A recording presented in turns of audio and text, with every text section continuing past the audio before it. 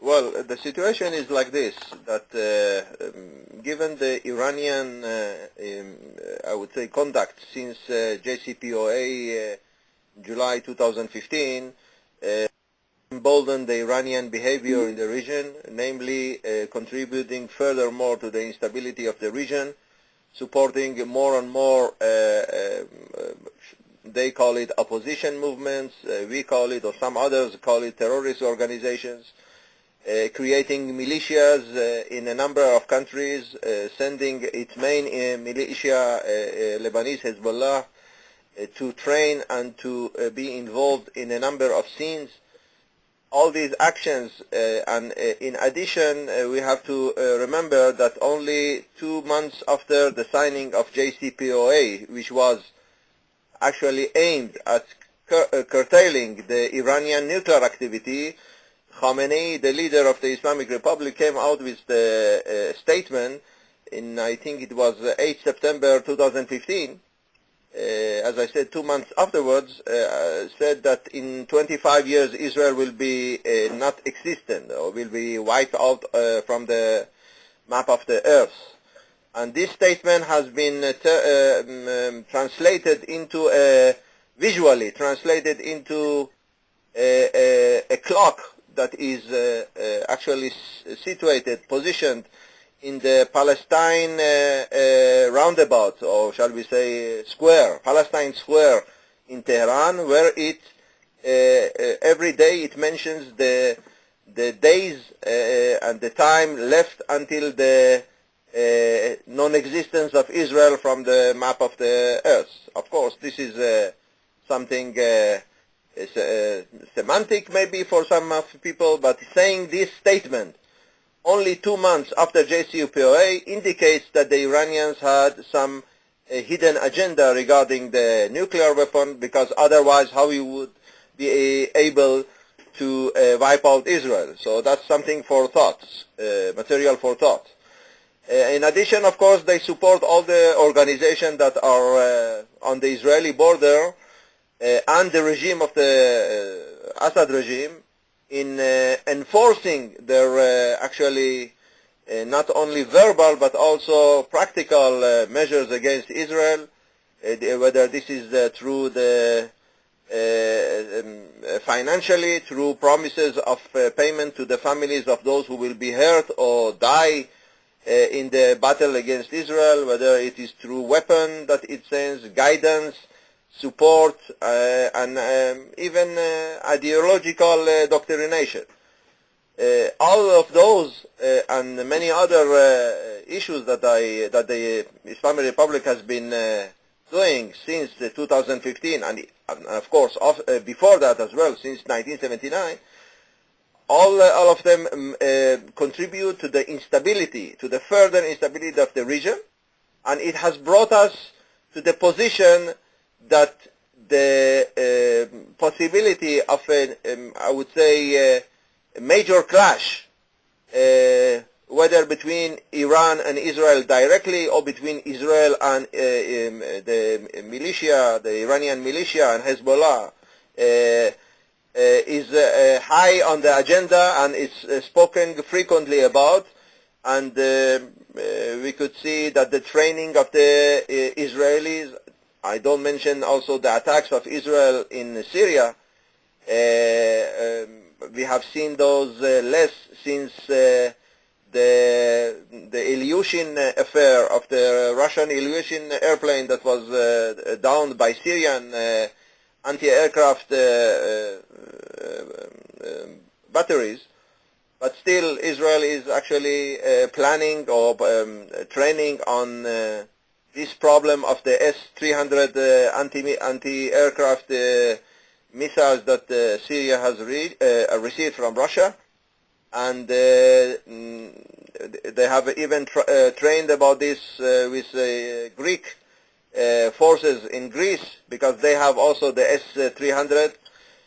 All these, of course, with the clashes of Israel on the Gaza border and the potential of clash with Hezbollah, due the assembly of massive weaponry on the Lebanese border. All this brings to the I would say the explosiveness of the region, which of course would have a major repercussions not only on the region itself, but I believe also on Europe, because if there is a major clash, military clash, it will, among other things, result in another wave of refugees from the region to the Europe. So this should be also something that the European consider regarding their new policy after the U.S. administration decision to withdraw from JCPOA. Now there is also the issue of the Iran itself, or domestically. The resentment in Iran is very high.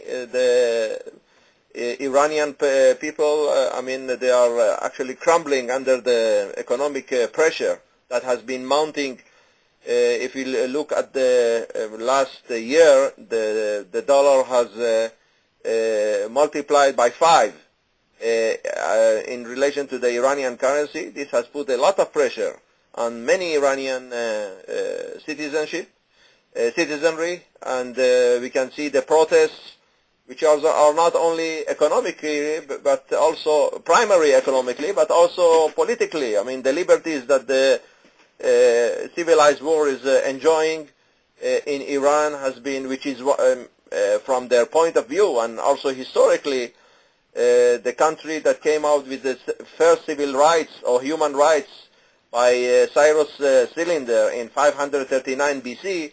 They are today, about 2,600 years later, they are still in kind of a captivity, and their human rights issues and rights are abused continuously. So all these things, with you can put into this pool also the ethnic issue in Iran, whether it is the Kurds or the Arabs or the Baluchis, and to some extent even the Azeris. Their I would say autonomy, a kind of autonomy or cultural rights are also not respected by the Iranian regime. So all these creates a pot, a very explosive pot, domestically and in the region. I will stop here in order to give some time to questions, which I hope to answer. Okay, thank you, Dr. Shahvar. We shall now have some questions, as he said. If you have a question, please state your name and news agency. Yes, I have a question. Elia Milani from Mediaset. U.S. temporarily allows 8 importers to keep buying Iranian oil. Among them, there is China, India, and so forth. How this could affect the Trump strategy to weaken Iran? No, because the allowance of the U.S. is for a limited period and only not in a major quantity, but only in order to maintain. I would say this is a lip service that the United States gives to some countries, that it's important for them to not to totally sever the relations with, but to keep them somehow in tandem and in good relation with the United States, to respond for the request to buy oil, but not to the quantities that they used to. So the quantity is very limited, and in exchange for that small quantity that they will buy from Iran, for the Iranian side, it will be only the payment that they will get. It won't be in dollars, but in a different currency. And this will be only for the benefit of the Iranian people, mainly for medicine and food and stuff like that, not for the regime. I don't know exactly what mechanism they would want to do that, but this is the purpose. So it won't be a major quantity of oil that Iran used to sell on the market, which was around 3 million plus per day. It will come down to something like 1 million barrels per day. Okay, thank you. Thank you. Any more questions? Anybody has a question? Please state your name and news agency. Alfred, you're... Muller. Just speak a little bit louder. Yes, my question is, how could this influence the security of Israel in the short run, in the coming time? So this is my question. Well, Israel's position regarding the JCPOA, I mean the Israel government's position, because there are some other voices. In one way, the JCPOA was a good thing. I mean, it was the lesser evil, but it had a lot of holes, and it had no limitations, or it didn't refer in a major way to the developing of ballistic missiles by Iran and to the questions of its regional behavior, support of terrorism. So in other ways, Iran signed an agreement, got the money, got the contracts, the commercial contracts coming in, but increased its unstable activity and increase of tension in the region by what I mentioned before in Syria mainly, but also Lebanon, Iraq, Yemen, and also, of course, its continued threats on the shipping or transfer of oil from the Persian Gulf and the Bab el-Mandab waterway. So all these things have actually created the image, or they have given reason that the JCPOA was mainly to the benefit of the Iranian regime, not actually giving any fundamental security to the region itself. And we have seen since 2015 that Iran actually increased its, some would say, imperialistic colonizing, because you have Iranian forces and militias all over the Middle East. So in what way it stopped the Iranians? And as I said, the limitations on the nuclear issue were quite, to some extent, ineffective, not totally waterproof. So in this way, I would say that we can discuss whether it was a wise move by the Netanyahu administration, but having achieved ally like the Trump administration regarding Iran, I think in the overall it puts Israel security, it serves Israel security for the long run better, rather than Iran would have an agreement that's supposed to be limiting its nuclear activity, but it actually gives it ground to do whatever it wants on the region. So in that way, I think the U.S. administration decision, Trump administration decision to withdraw from JCPOA it serves better, in a way, the Israeli security issues. We have seen that since then, more and more countries around the world, and even European countries, have been accepting the Israeli explanation regarding the behavior of Iran. So in that way, I would say it has helped more. Of course, still Iran poses a threat. Nobody really knows what's going on in Iran regarding the nuclear issue, because there is no actually waterproof inspection. Iran doesn't let inspectors to go in different sites just by saying that this is not a nuclear site, that is a military site. Of course, a military nuclear project would be in a military basis, not in elsewhere. So this is a problem that JCPOA didn't address. And this leaves Iran a way or opening that through which Iran is, according to Israeli intelligence sources, some of which were revealed by Mr. Netanyahu in April, that they are still continuing with their nuclear project, even though they signed on JCPOA. I hope it helps your question. Thank you. Any more questions? Yes, I would like a question, Raphael Aaron with the Times of Israel. I'm just wondering if you can, again, briefly walk us through what you think is going to happen in the next weeks and months. There's no doubt that these sanctions will hurt the Iranian economy. What do you predict is going to happen next, and how will these sanctions have an effect on the Iranian regime's policies? Are they just going to continue doing what they have been doing until now, or do you see them doing what the U.S. administration is hoping they will do, coming back to the negotiation table? I mean, you're not dealing with a rational regime here. You're dealing with a religiously fanatic regime who might want to just sit this out and wait for another, maybe more pro-Iranian disposed U.S. regime, U.S. government in 2 years from now. Yes. As far as, of course, we have to take as a precondition that the situation, it all depends on the scenario, different scenario, whether Trump will continue into the next presidency or not, whether the next U.S. administration will be following this line of Trump, or it will reserve it to the Obama decision or strategy or policy.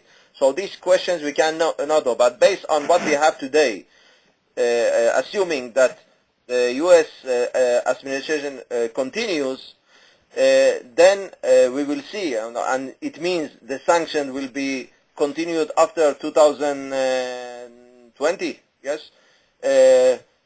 Not in the next 2 years only, but afterwards as well. Then the increase within Iran, with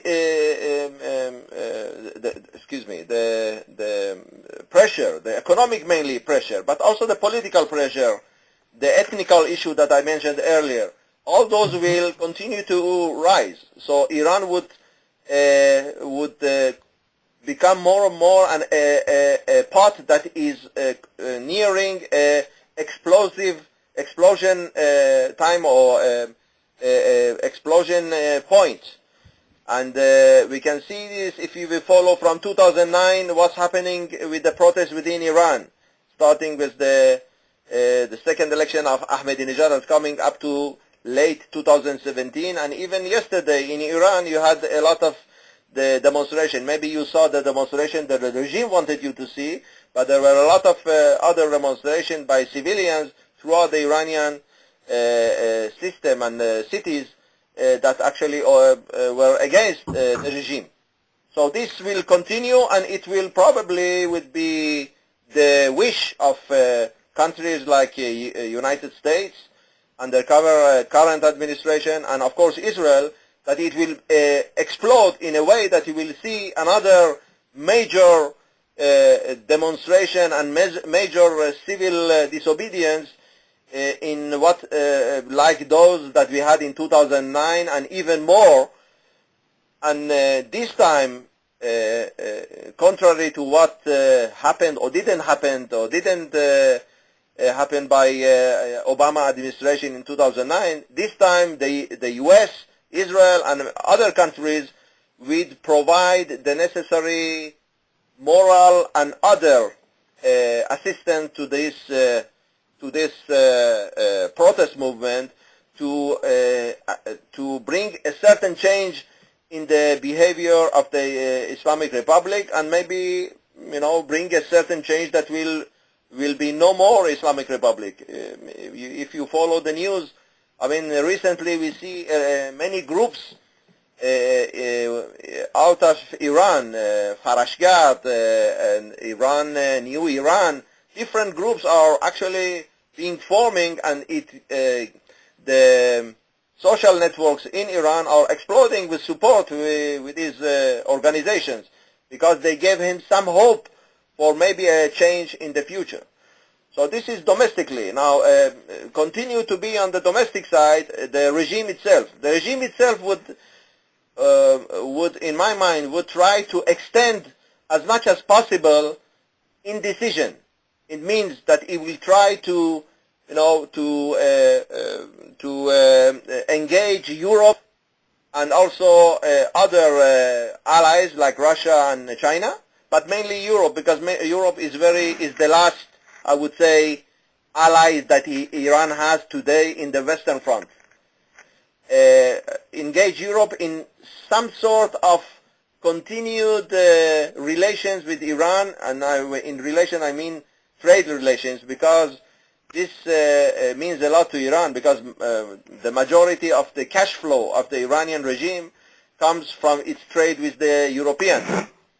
In trade with countries like Russia or China, it's more on barter issue. I mean, they don't get so much cash for it. But Europe is very important.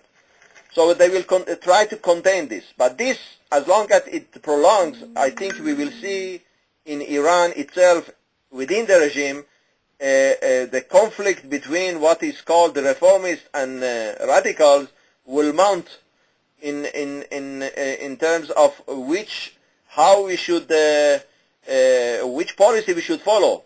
Already Rouhani says, why the U.S. didn't, Trump didn't invite me for a talk when I was in United Nations Assembly in New York. So in a way, he hints that, you see already the main, the initial, I don't want to say compromising, but you can see at least there is another tongue here, another attempt by Iranians to maybe to come accommodate with, but they can always say this is the reformist, and not, if it fails, this is the reformist, it's not the radicals. On the other hand, I think they will, of course, try to engage Russia and China as much as possible in order to continue and surviving through their trade with them. But of course, here the price could be very expensive, because especially vis-a-vis Russia. Russia, in the Iranian historical mind, or in the Iranian, I would say, historical memory, it's a very negative country. It took territories from Iran, it intervened in Iran, it made Iran, or at least northern Iran, as part of its, during the 19th century, and afterwards as the Soviet Union. It involved always in the Iranian politics, and it has a very bad image among the Iranian civilians. So if the Western connection is totally severed, and Iran will, or the Iranian regime will have to rely more and more on the Russians, it means that it will come with a price. And the price that the Iranian people, or majority of them, won't be willing to pay, as it actually happened. We heard a lot of protests with the arrangement that has been done on the Caspian, and the distribution of the borders within that Caspian, which was against Iranian interests.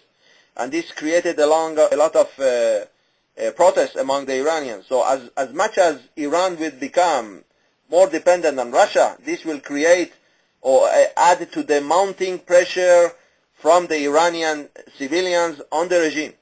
And this could bring us also to some sort of major protest as well. In the region of the Persian Gulf, of course, the relations with Saudi Arabia has reached a negative climax, and it has still room to continue going to higher than today, because of mainly the war in Yemen and Iranian support and Iranian threats on the flow of oil from the Persian Gulf, which I don't think that the United States would allow it to happen, or if the Iranians take a certain military action against it, as they threatened not once, then it will, I think, backfire on the Iranian regime. So if you check all the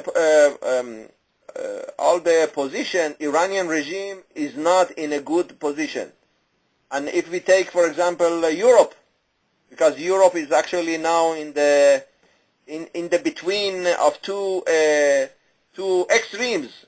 whether to go with the United States or to continue and trade with Iran and disregard the U.S. administration sanctions. On the balance, you have about 240 billion exports of European Union to the United States, while on the other hand, you have about 10 billion, about $12 billion export to Iran. So on the balance, you have a 20 times more balance towards the United States in terms of trade. This is a major thing. Whether they are going to endanger their exports to the United States with that of Iran doesn't make sense. Historically also, the United States is a historical ally of Europe. So would Europe go and give it back to United States for the purpose of making a few millions or billions with Iran? That's a very tricky question, and as you know, Europe has been trying to find a way through this, maybe by doing barter rather than paying cash. And this, if it will happen, whether the question is whether the United States would agree with that, we won't see it or we won't regard it as a breaking of the sanction. It's many things on the stake.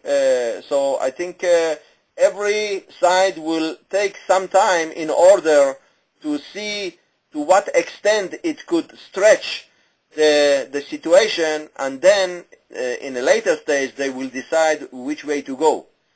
So in other words, whether Iran would be able to negotiate and to have some sort of trade with the European in spite of the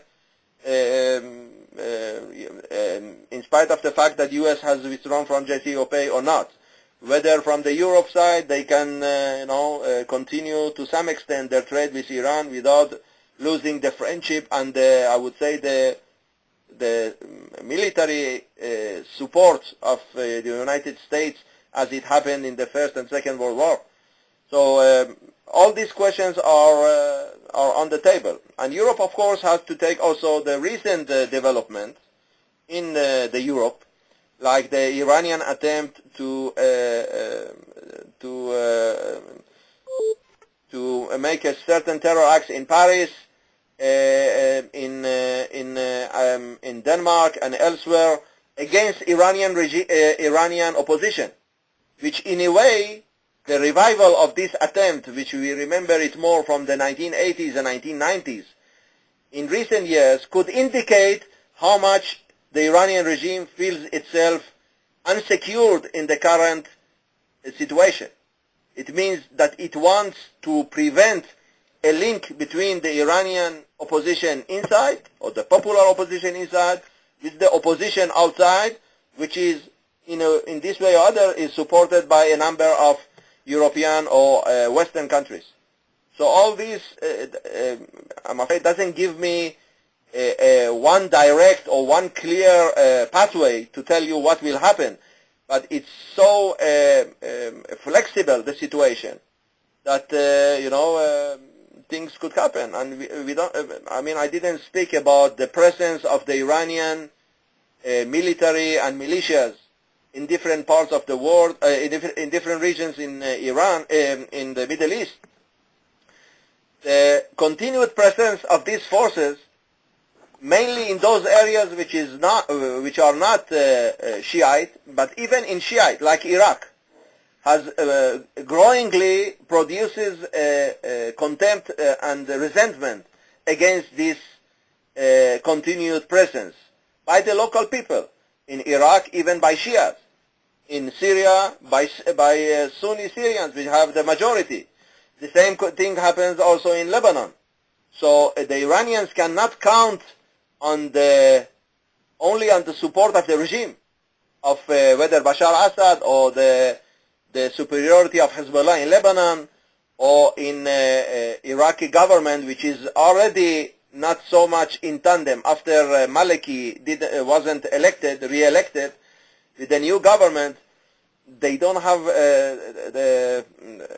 their support has been on the decline even among the Shias, not to say among the Sunnis in Iran. So it's a very versatile, the situation, and could go from this to the other. But in general, I would say the position of the Iranian regime is not good, is on the way down. And this, of course, if the sanction continues and we don't see a new somebody like Obama comes with an Obama-like policy versus Iran, which means, release of funds, new agreement that is without much, which is not a waterproof, as we said.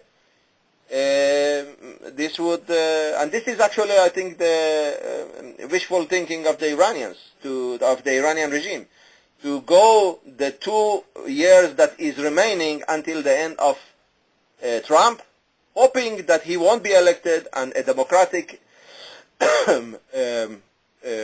party would be taking up, or the democratic candidate will be winning, and he would resume the former policy. So I would say within the 2-year period, we would have to know where all this goes, which is a short time in the Middle East. Thank you. We have time for one final question. All right. So if nobody has more questions, I'm going to thank Dr. Shahvar for talking to us and taking the time to speak to us today.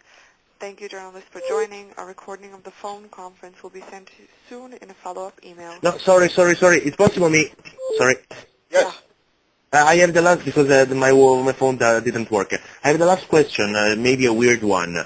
But, Professor, do you think that now Western secret services are working undercover inside Iran to encourage the protest against the regime?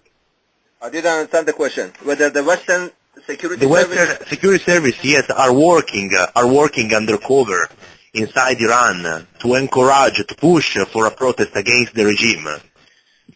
Well, I cannot answer that. Yes, of course. What I can say, I can quote the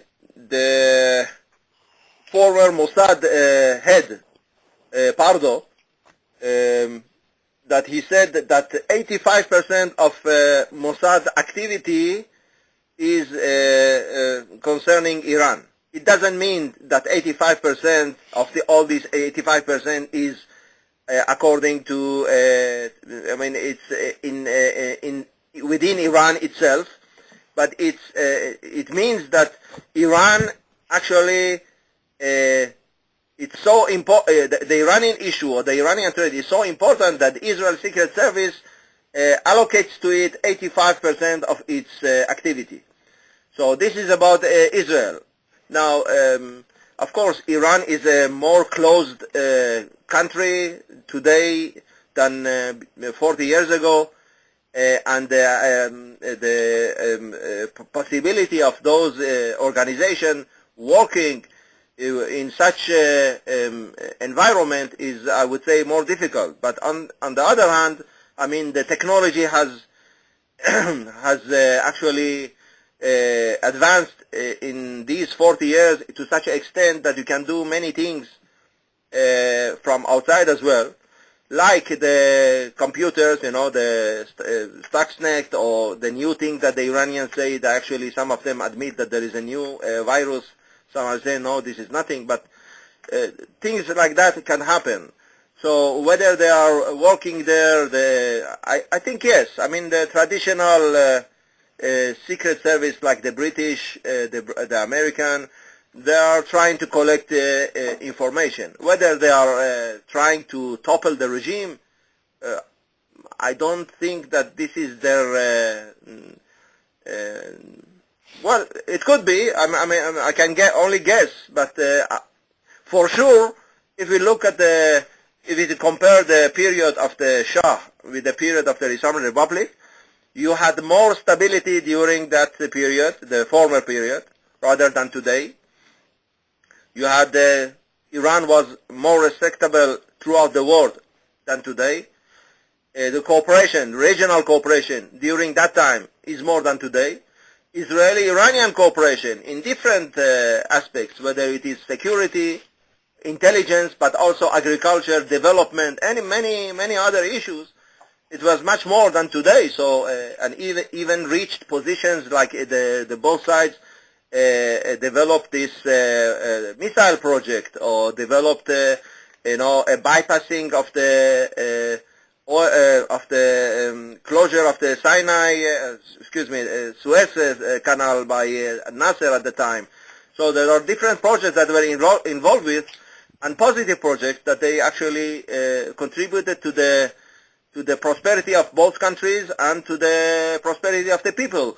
So there is a lot of move today that we can see mainly through the social networks. We can see more Israel is talked as a positive issue among the Iranian people rather than a negative issue. It means that after 40 years of indoctrination against Israel, with all these twisting things that they put in their doctrination, the Iranian people have grown up. They have more channels to see what's going on. They have more access to other people and even to Israelis.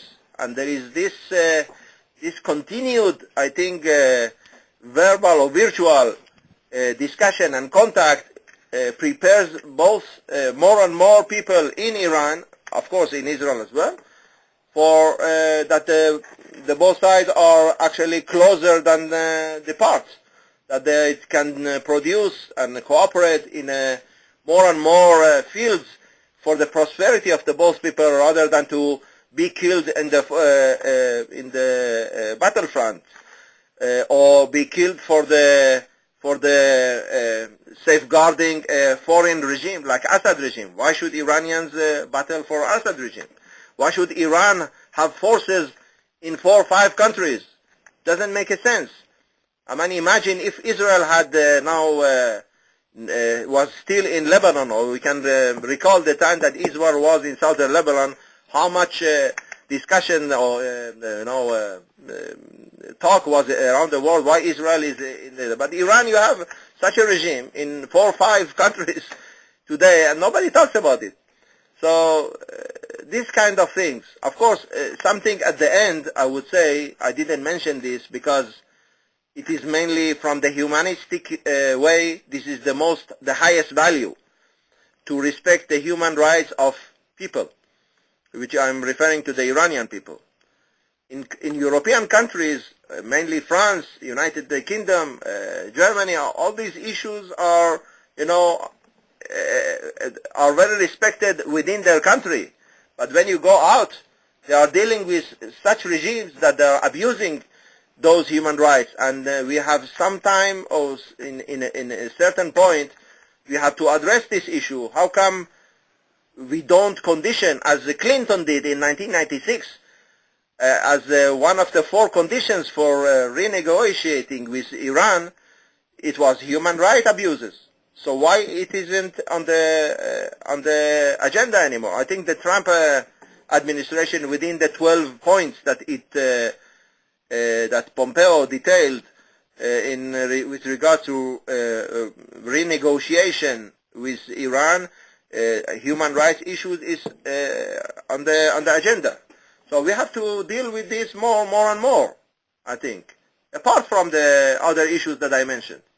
Because really the region is suffering since 1979. The region has been suffering more and more so since the Arab Spring and the involvement of Iran in Syria and Lebanon.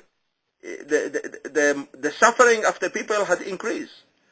How come you don't condemn Iranian support of Bashar